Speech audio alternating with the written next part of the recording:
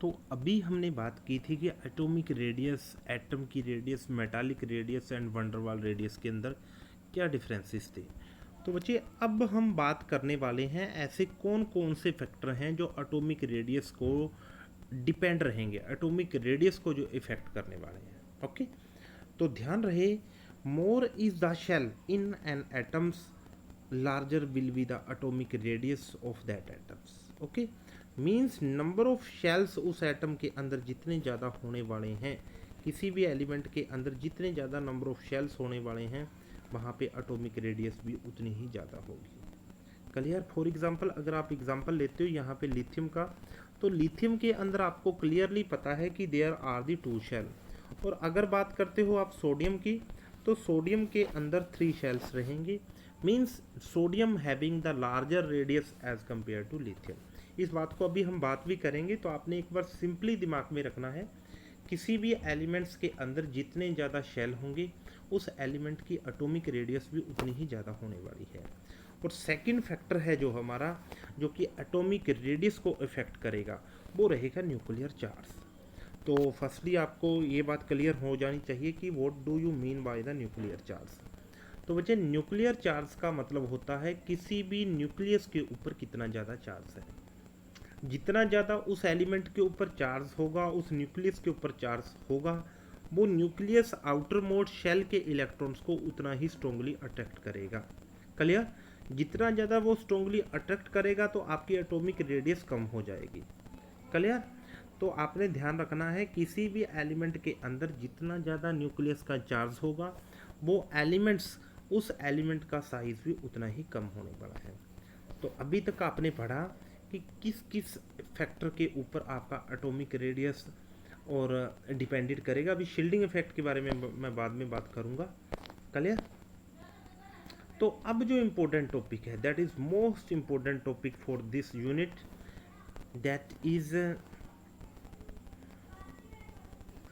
एक बार अभी, that is general trend in periodic tables. Means अभी हम बात करने वाले हैं एटॉमिक रेडियस का जो वेरिएशन है वो पीरियड के अंदर क्या रहेगी। मीन्स एटॉमिक रेडियस पीरियड के अंदर किस टाइप से इंक्रीज और डिक्रीज, चाहे मतलब बेटा किस टाइप का वेरिएशन पीरियड के अंदर ऑब्जर्व होगा।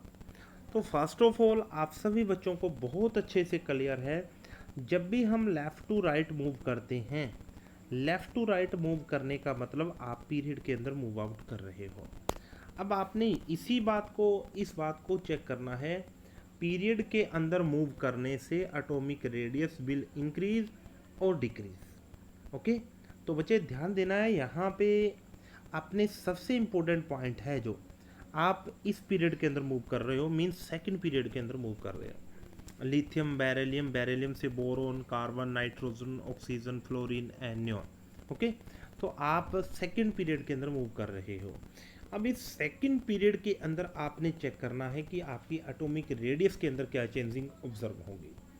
तो आपको बहुत अच्छे से क्लियर हो जाना चाहिए कि अगर आप लिथियम का एक डॉटेड स्ट्रक्चर बनाते हो तो उसके अंदर आप देखोगे कि लिथियम के फर्स्ट शेल के अंदर 2 इलेक्ट्रॉन और यहाँ पे 1 इलेक्ट्रॉन। और ऑन दी सेम भी अगर बेरिलियम का आप बनाते हो तो यहाँ पे 2 इलेक्ट्रॉन और यहाँ पे भी 2 इलेक्ट्रॉन रहेंगे।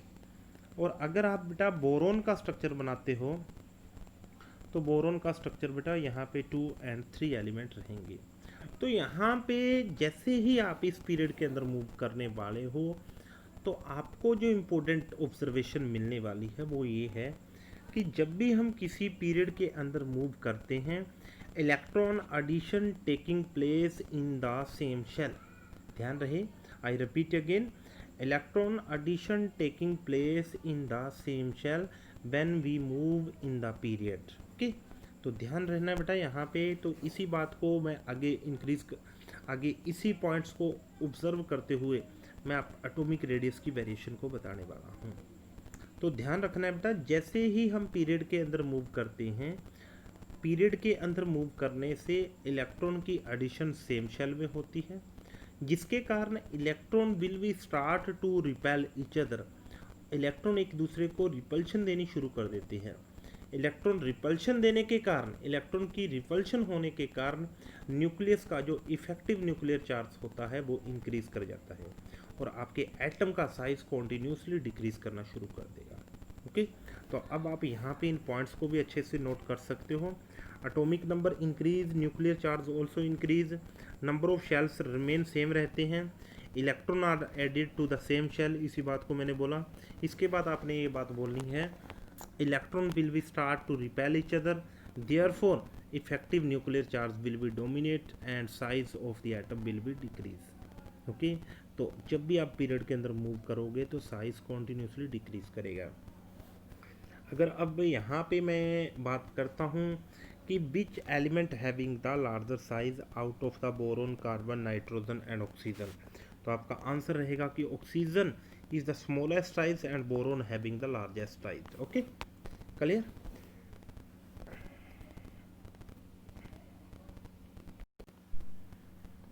अब जो हमारा जो नेक्स्ट पॉइंट है, अब हम बात करेंगे बच्चे कि ग्रुप के अंदर जैसे ही आप मूव करोगे तो ग्रुप के अंदर मूव करने से आपके जो साइज होगा एलिमेंट्स का वो किस टाइप से चेंजिंग होने वाला है। क्लियर।